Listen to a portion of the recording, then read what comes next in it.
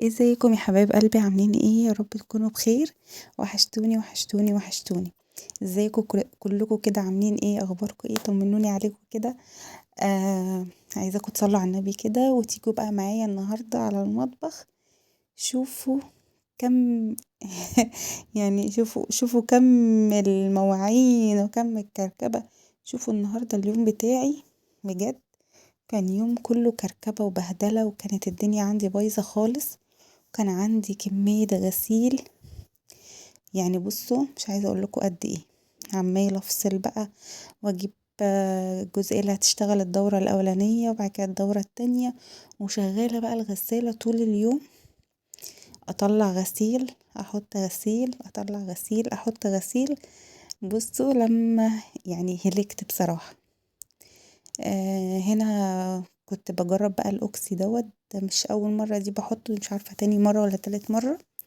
حلو بصراحة، بتحطي كمية قليلة. بينضف حلو، بيدي ريحة حلوة، يعني حلو يعني ما شاء الله. آه شغل كده بقى الغسالة. بصوا انا بشغل دورة غسيل بس، وبعد كده برجع شغل لها دورة غسيل بقى وشطف وعصر، يعني بديها دورتين. عشان خاطر يعني الهدوم بتاعت العيال وكده. الباسكت كان مغسول، فعشان كده المطبخ كان مكركب. كان كل اللي بيقشر بقى يوسفندية برتقانية اي حاجة كان بيرميها بقى في اي حتة. خلاص الباسكت نشف، ورحت حاطه بقى فيه الشنطة، ولميت بقى فيه كل ايه الحاجات والقشر والحاجات اللي كانت مترمية على الحوض. هبتدي بقى ان انا يعني دلوقتي افرز المواعين، لان انا عندي، انتوا مش شايفين البوتاجاز، عايزه اقول لكم البوتاجاز عليه كميه حلل بجد تخض. والله العظيم بجد. انا امبارح في الفيديو بتاع امبارح نزلت وطلعت معاكم كتير، واليوم اللي قبله كمان. طبعا احنا لما بنبقى في اول الشهر نفضل بقى طالعين نازلين. بنجيب بقى طلبات البيت، من سوبر ماركت، من بقالة، من من علاف، من مش عارفة ايه لحوم فراخ الحاجات دي كلها. فبفضل طالعة نازلة طالعة نازلة كتير. اجيب واحط في الفريزر، اجيب واحط في التلاجة، اجيب رز في التربو، اجيب واحط في الذرة في اللي هو. خلاص بقى الدنيا اتكركبت معايا خالص. هنا بصوا بصوا المنظر عامل ازاي. عمالة انضف كده وافضي الحوض الاول عشان اديله غسلة كويسة كده، لان هو كان متبهدل معايا. فبشيل بقى كل حاجة كده واظبطه اخليه زي الفل، وابتدي بقى ان انا اغسل المواعين. عايزة اقول لكم الاوكسي ده حلو جدا، اللي هو بتاع المواعين الصابون حلو جدا جدا جدا. ولما بغسل بيه المواعين بجد ريحته بتفضل في المطبخ. يعني لما تخشي كده تخرجي وتخشي المطبخ تحسي ان الريحة بتاعته لسه موجودة، يعني الريحة بتاعته لسه موجودة. فما شاء الله. حتى ريحته في الاسبونشة ذات نفسها. بصوا انا هغسل الحوض كده بقى بالاسبونشة اللي هي ايه، بغسل بيها الحوض والبوتاجاز وكده، والحاجة لما بتبقى مبهدلة. ان شاء الله الفيديو الجاي هغير معاكم الاستيكر بتاع الرخامة، اللي هو اللي ورا الاسود، هغيره ان شاء الله معاكم. وهنحط الحاجة بتاعت رمضان، هنرص الحاجة بتاعت رمضان. نعمل بقى شوية تغييرات كده بس في المطبخ. بصوا انا مش هجيب معاكم تنظيفات عميقة بقى وحاجات كده تاني، لان ايه، انا بيني وبينكم الفترة ديت عندي ضغوطات كده كتير وطالعة نازلة، وولادي بقى ايه، اللي عندها اختبار، واللي عنده تمرين، واللي عنده نهاية دوري فايه عندي كده مشاوير طالعة نازلة في اليوم اكتر من مرة. فبصراحة مش ان انا مش هعرف ان انا انضف تنظيفات رمضان، انا كده كده مش دايما بنضف تنظيفات رمضان. بصراحة اللي بهتم بيها تنظيفات العيد. يعني انا شايلة الستاير وشايلة حاجات كتيرة، مش هفرشها ومش هعملها الا قرب العيد. فانا لو نضفت معاكم دلوقتي تنظيفات رمضان انا مش هفرش، يعني هنضف وهعمل بس مش هحط الستاير ومش هحط الحاجة يبقى لازمتها ايه بقى. فاللي هو شوية بس كده نخش في رمضان كده نفوت اسبوع ولا حاجة، ونبتدي بقى ان احنا ننضف حاجة حاجة على مهلنا، لان العيد طبعا هيبقى عيد كحك وبسكوت. فهنعمل مع بعض بقى الكحك والبسكوت والغريبة والحاجات دي. فطبعا مش هينفع نخلي التنظيفات في الاواخر قوي، وانا مش هينفع ان انا انضف دلوقتي وهد حيلي وبهدل الشقة واقعد انضف واشيل واحط واعمل، وكمان اسبوع ولا اسبوعين ارجع انضف تاني تنظيفات العيد. انا كده كده عندي الدنيا مش متدربكة قوي ومش متبهدلة. ف هنضف بقى ايه في نص رمضان، قبل نص رمضان كده ابتدي ان شاء الله ان انا انضف. وبعد كده نبتدي بقى نعمل الكحك والبسكوت والغريبة والحاجات دي، لان انا عندي برضو في رمضان هبقى مضغوطة. عندنا كل يوم تمارين من بعد الفطار، والتمارين بتخلص على الساعة 11، عقبال ما بنرجع البيت تبقى فيها 12:30 1. فطبعا يا دوبك بترجعي تريحي حبة، تبدأي تجهزي في السحور، تتسحري، لو في مسلسل مثلا ولا حاجة كده هنشوفه، وتبصوا تلاقينا دخلنا نمنا. فطبعا مش هيبقى في وقت. والصبح هتبقي بتجهزي فطار، بتصلي، بتروقي حاجة من على الوش، عندك شوية غسيل، في مذاكرة، في دروس، فالحاجات دي كلها هتبقى قبل الفطار. فانا بقى مش عارفة بقى التنظيفات والكحك والبيتيفور والغريبة والحاجات دي كلها هتتعمل امتى، والتنظيفات كله. فان شاء الله كده نخش كده في رمضان حبة كده بقى، يعني ايه، نبقى بصحتنا كده شوية. وبعد كده هبتدي ان انا انضف معاكم باذن الله، لان انا كده كده مش معقولة يعني هسيب الشقة. بس ممكن اخد معاكم جزئية، مثلا ناخد السيراميك في مرة، ناخد البوتاجاز في مرة، ناخد التلاجة ومثلا التربوهات، ننضف كده الدنيا. فاهميني، ناخد الريسبشن في يوم، ناخد اوضه الاطفال في يوم. يعني الاوض والريسبشن والدنيا بره معايا ان شاء الله بتتلم على طول. مش يعني الدنيا مش مبهدله للدرجه. الحيطان عندي نظيفه، والنجف انا لسه كنت عاملاه، يعني فكه النجف كله غسلاه ومنضفاه. هي الاباليك بس اللي ممكن تتعمل، امرها سهل يعني ان شاء الله. فالحاجه مش تاخد معايا وقت باذن الله.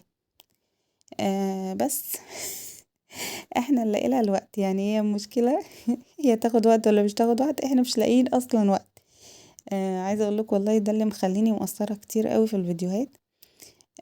انا اصلا موقفه تصوير من حوالي 3 سنين وشويه، داخله في 4 سنين يعني. ده زحمه بقى التمارين مع الوقت مفيش، مع جهد ومذاكره، وابتدوا بقى يدخلوا مدارس التلاتة، ومذاكرة ودروس وحاجات. فعشان كده انا مش بحاول بقى ان انا اجي على التمارين والدروس وحياتهم يعني على حساب التصوير. فعشان كده بحاول على قد ما اقدر ان انا ابقى متواجدة هنا ومتواجدة هنا يعني اجي هنا اصور معاكم واشجعكم واحمسكم، وفي نفس الوقت ان انا يعني ما اقصرش مع ولادي. تمام، يعني فاهميني كده، انا مش عايزة ان انا اقصر معاهم. فقلت بقى ساعتها خلاص ان انا هقفل القناة. فطبعا مش حذفت، عملت كل الفيديوهات خاص وما بقيتش بنزل، واختفيت كده فجأة. بصوا جبل المواعين، بصوا هنا بقى، بصوا قد ايه كتير جدا. كان بقالي كذا يوم بصراحة ما عملتش المواعين كتير.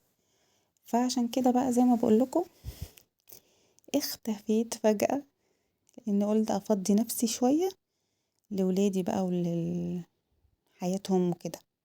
الاول زمان كانوا صغنطاطين، كان هو ادم يا دوبك اللي بادئ في الدراسة، فكانت الدنيا يعني على هادي كده.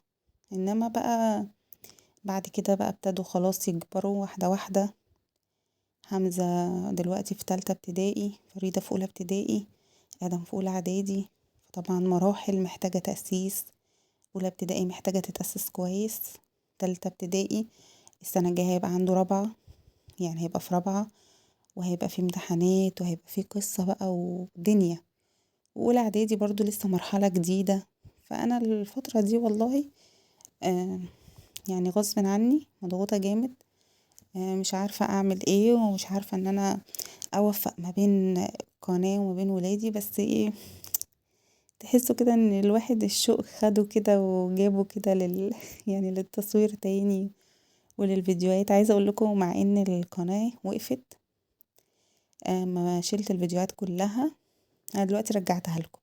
اما شلتها كلها وبطلت ان انا انزل، اليوتيوب وقف لي بقى الارباح، وقف لي كل حاجة، وخلاص بقى كده اكني ببتدي من الاول وجديد، يعني كده اكني ببتدي من الصفر. ف دعمكم بقى معايا كده ودعواتكم، وعايزاكم كده بقى تقفوا جنبي كده وتقفوا معايا لحد ما القناة ان شاء الله بإذن الله ترجع تقف على رجلها تاني، وترجع ان هي بقى تتشاف تاني. يعني هي كانت يدوبك، عايزة اقول لكم كانت ابتدت تتحسن، كانت ابتدت تتحسن، والتصوير كان ابتدى يبقى احسن، والاضاءات كانت تبقى احسن معايا، وكنت ابتديت ان انا اظبط الزوايا بتاعة التصوير والحاجات دي كلها. ما تعرفوش بقى كده. يعني الحلو ما كملش بقى. بصوا بقى المنظر، احلى منظر بجد. بصوا الدنيا عاملة ازاي. دي شوية حاجات بقى كده، كان جوزي وهو جاي كنت عايزاها، فقلت له جيبها لي. البرطمان الصلصة ده كان في كازيون عليه عرض، قلت له جيبهولي، كنت شايفاه في العروض يعني. والكاتشب والباربيكيو، وكمان الصابونتين دول، والليفة، وعسل وطحينة. وكمان النهاردة هناكل رنجة، قلت له بقى يجيب لنا رنجتين كده حلوين عشان خاطر يعني ايه ناكل كده قبل رمضان. الضغط عندي بيوطى قوي اليومين دول، دايما ضغطي مش عارفة بيبقى واطي. فقلت له لا بص، رنجة بقى، يعني رنجة رنجة رنجة، يعني ناكل رنجة قبل ما ايه، قبل ما رمضان يخش علينا. طبعا لا ينفع ناكلها على فطار ولا ينفع ناكلها على سحور. فقلت له لا رنجة، وهات بقى طحينة وعسل بالمرة، لان هما البرطمانين كانوا خلاص فيديو. انا البرطمان بتاع العسل كنت غسلاه ومنشفاه، فضيت اهو الطحينة برضو، لان عشان انا لما بعمل الرنجة بعملها بالطحينة طبعا، فالطحينة كانت خلصانة. فقلت له بقى بالمرة هات عسل وهات طحينة. هو بيجيبهم مع بعض من السرجة يعني، اللي هي بيبقى فيها الزيوت وال... والطحينة والخل والحاجات دي. بصوا هنا كان بيوريني الفراشة شكلها غريب قوي، دخلت عندنا البيت. انا مش عارفة هي فراشة ولا ابو دقيق كبير، يعني حجمها كبير، شكلها غريب جدا. تحس ان طالع لها عيون من ورا ومن تحت، ومش عارفة شكلها كده، يعني اعوذ بالله يا رب شكلها وحش جدا. مش عارفة دي ايه، حتى قعد يقول لي طب اموتها ولا اسيبها، قلت له لا لا لا ما تموتهاش، يعني خفت. فبيصورها بيقول لي شكلها غريب قوي، انا مش عارفة شكلها، اعوذ بالله يا رب شكلها وحش جدا، وحش جدا، وسودة كده وشكلها غريب. فصورها بالموبايل، قلت له لا شكلها بجد مش حلو. بتقف في مكان كده بتفضل واقفة بالساعات وممكن يوم كامل، وبعد كده فجأة ما نلاقيهاش ونلاقيها في مكان تاني. مش عارفة يعني دي بوديق كبير قوي كده ضخم، ولا دي فراشة، ولا دي اسمها ايه معرفش. المهم هنا بقى فضيت العسل، وكمان هفضي الطحينة. عايزاكم بقى لو وصلتوا لحد هنا وما حطيتوش اللايك، يا جماعة حطوا اللايك، من فضلكم يعني. حطوا لي لايك، عشان اللايك هو اللي بيدعم الفيديو. اللايك يعتبر هو اللي بيخلي الفيديو يتشاف، يعني كل ما تحطي لايكات كل ما الفيديو يظهر قدام ناس كتيرة. حطي بقى لايك دلوقتي، خدي تليفون جوزك حطي لايك، خدي تليفون ابنك حطي لايك. خدي تليفون اخواتك، ولا كل اللي حطي لي لايكات، اعملي لايكات كتيرة، اكتبوا لي كومنتات، ماشي. واي حاجة عايزين تسألوا عليها اكتبوها لي في الكومنتات، وانا ان شاء الله هرد عليكم. لو في اي استفسار، لو في اي حاجة، لو في مثلا اي تعديل او حاجة، احنا بنتعلم من بعض. فبرضه لو انتوا شايفين حاجة ان انا مثلا اعدلها او اعملها، او مثلا عندكم كومنت على حاجة معينة ابعتولي، وانا برضو ايه هرد عليكم في الكومنتات ان شاء الله. اريحكم شوية من الرغي، اريحكم افصل شوية. بس احنا بنحكي يعني، عشان لو انت قاعدة بتتفرجي عليا دلوقتي وانت بتغسلي المواعين، ولا بتقشري بطاطس زي كده، ولا بتعملي حاجة، تبقي متسلية، هتحسي ان انا اختك يعني، ولا صاحبتك، ولا جارتك، ولا حاجة، فايه برغي معاكي يعني. عايزة اقول لكم احلى احساس لما المطبخ كده ما فيهوش مواعين خالص، ياه ياه بجد بجد بجد. ايه ده، ايه ده، احلى شعور بجد، احلى شعور. المطبخ ما فيهوش مواعين خالص، يعني الحلل والحاجات كلها هناك اهي ورايا، غسلاها، والباقي كله بقى البلاستيكات والاطباق والحاجات دي كلها في الصفاية على الغسالة. يعني مش عايزة اقول لكم، بصوا احساس جميل جدا، يعني اكيد انتم مجربين وعارفين. المهم البطاطساية دي بقى ما كانش ليها مكان، قلت خلاص بقى يعني عشان الطاسة خدت كده كفايتها قوي، خلاص هركنها، مش هعملها، بقطعها بقى واسيبها في التلاجة. بكرة هزود عليها ونفطر بيها. هنا بقى كنت بنضف الرنجة. عايزة اقول لكم ان انا زمان، عشان انا مكنتش باكل رنجة اصلا، لما كنت بجيبها بقى كنت بجيبها متنضفة. بس ما اعرفش، حسوا ان هي ما فيهاش بركة كده، حسوا ان هي ما فيهاش بركة خالص. واحدة واحدة بقى ابتديت اشوف واتعلم، شوف بتتشال ازاي، بتتعمل ازاي، بتتنضف ازاي. لو انت مثلا اول مرة تنضفيها او ما تعرفيش بتتنضف ازاي، بصي انت بتشيلي الراس وبتشيلي الديل، يعني بتتكي على الراس كده بالسكينة وتشيليه وتشيلي الديل، وبعد كده بتشيلي السلسلة، بتفتحيها من بطنها. عايز تفتحيها بقى بمقص اسهل لك، بسكينة براحتك، تفتحيها من بطنها وتقومي قسمها نصين. بتاخدي البطروخ، وبعد كده بتشيلي التنظيف بتاع البطن ده بترميه، وبعدين بتشيلي السلسلة اللي في النص، وتقومي بقى ايه، يعني متاخره كده القشره اللي بتاعتها اللي من بره دي، الجلده دي، واحده واحده كده، وتبداي تسحبيها. بعد كده تقطعيها بقى بالسكينه رايح جاي كده مكعبات، وتحاولي تشيلي منها الشوك على قد ما تقدري. بس ودي طريقتي اللي اتعلمتها يعني. يعني انا مش خبيره ولا حاجه، بس على قد يعني. هنا بقى بجهز التتبيله. نضفت سمكية هنا وسمكية هنا. جهز التتبيله، شويه خل كده محترمين، وشويه طحينه برضو محترمين، رشة ملح كده بسيطة قوي حطيتها. كمان هحط، بص انا ما عنديش هنا كمون يعني الوقت دوت. كان الكمون عندي خلصان. حطي كمان شوية شطة، لو انت عندك كمون حطي كمون، هو السمك عموما بيحب الكمون كتير. هحط شوية شطة، وهعصر ليمونتين 3 4 زي ما انت عايزة بقى. انا عصرت ليمونتين كبار كده. بصوا لشكل الرنجة وهي متقطعة مكعبات صغننة كده، تسهل عليكي لما بتيجي تاكلي. يعني بدل ما بحبش احطها سليمة كده كبيرة، كده بتسهل عليكي قوي وانتي بتاكلي، تاكلي كده وانتي مستمتعة. وكمان بيبقى، يعني بتبقى احسن، فاهمين؟ يعني بتبقى حلوة زي اللي بيقطعوا بيعملوا سلطة رنجة كده. آه متقطعة كده بتهيألي احسن. وكمان لو عندك ولاد ولا حاجة، اطفال صغيرين وكده وهم بياكلوا، مبهدلوش نفسهم. وكمان لو انتي عندك ضيوف جايين لك، ما تبقوش بقى عمالين تشدوا لحتة الرنجة الطويلة دي كده قصاد بعض من هنا ومن هنا، اللي بيغمس من هنا بيشد واللي بيغمس من هنا بيشد. فما تتقطع مكعبات كده تبقى احسن. دي بقى الايه، التتبيلة اللي انا بحطها على الرنجة. زود لها شوية خل كمان.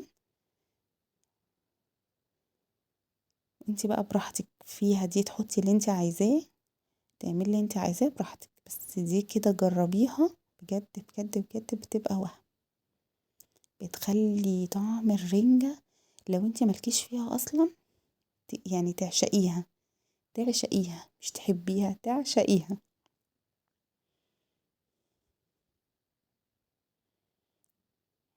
بصوا ما شاء الله بتخلي الرنجة تحفة.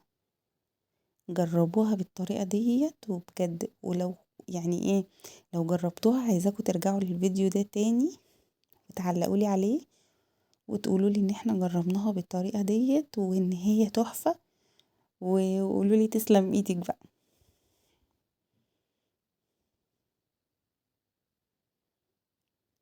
بصوا جميلة ما شاء الله.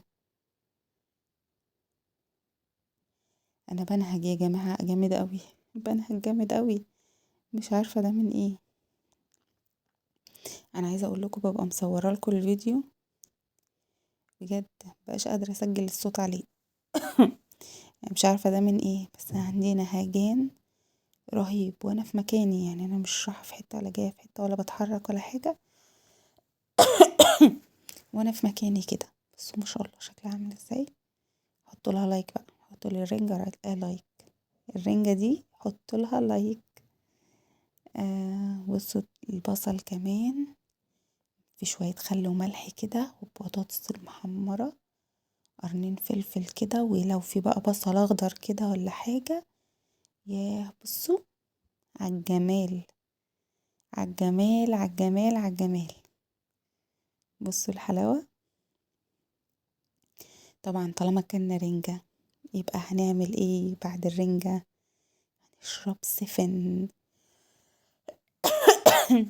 هنشرب سفن وناكل بين نعناع، او ناكل سكوتشمنت. يعني بصوا اي نعناعات بقى، شاي بالنعناع، سفن، واللي جنبك بقى لترين مية كده وتضربي بقى، وايه وبالهنا والشفا عليكي وعلى كل اللي هياكل معاكي. بصوا ما شاء الله الأكلة بجد، أنا ريقي جري دلوقتي عليها تاني. بجد بجد يعني تحفة. جربوها بالحاجات اللي بتحط عليها ديت. انتوا ممكن تكونوا برضو بتعملوها زي كده، لو بتعملوها زي اكتبولي في الكومنتات. اكيد انا يعني ايه مش مخترعة الذرة. بس يعني ايه انا بقول لكم برضو عشان لو ايه محدش يعرف يعني بتحط لها ايه، حد لسه بقى في البداية، حد كان بياكلها في بيت باباه بقى بس اتجوز ما يعرفش بتتعمل ازاي. ادينا بنعلم بعض يعني. حطولي لايك بقى واشوفكم على خير ان شاء الله في الفيديو الجاي. تشجعوني كده بقى باللايكات عشان خاطر اقدر انزل لكم فيديوهات تانية كتير باذن الله. اروح بقى اشرب السفن دوت انا والحلوين المقطقطين اللي حطيت لهم نص الكوبايه وكانوا لاويين وشهم وفي الاخر سابوا فيها اصلا. ماشي. يلا اشوفكم على خير ان شاء الله في الفيديو الجاي. واقول لكم بقى ايه دلوقتي، اقول لكم باي باي.